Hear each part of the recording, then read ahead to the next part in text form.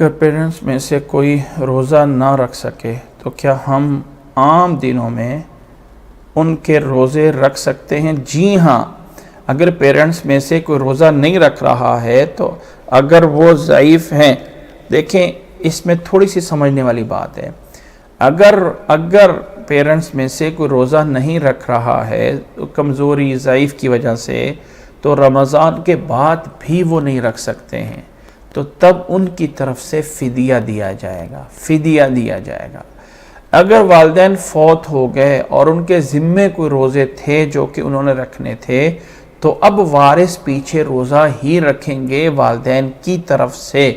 اگر وہ روزہ وارث بھی نہیں رکھ سکتے ہیں تو تب ان والدین کے روزے کا فدیہ دیا جائے گا۔ یہ ہے طریقہ کار، یہ نہیں ہے کہ ہم عام دنوں میں اپنے والدین کی طرف سے ڈائریکٹ روزے رکھ لیں، نہیں، والدین خود روزہ رکھیں گے یا ان کے روزوں کا فدیہ دیا جائے گا۔ یہ سٹیپ بس 2 ہیں۔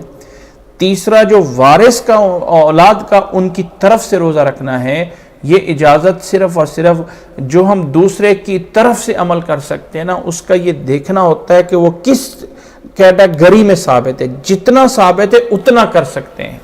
یہ نہیں کہ اب ہم والدین کی طرف سے روزہ رکھ سکتے ہیں تو ہم ان کی طرف سے نماز بھی پڑھ سکتے ہیں، ہم ان کی طرف سے نہیں، جتنا عمل ہے اتنا۔ اب اس کی صرف یہ ہے کہ اگر والدین کے اوپر روزے رہ گئے، زندگی میں ان کی طرف سے فدیہ ہی دینا ہے، زندگی میں یا رکھنا ہے یا فدیہ دینا ہے، بس تیسرا آپشن کچھ نہیں ہے۔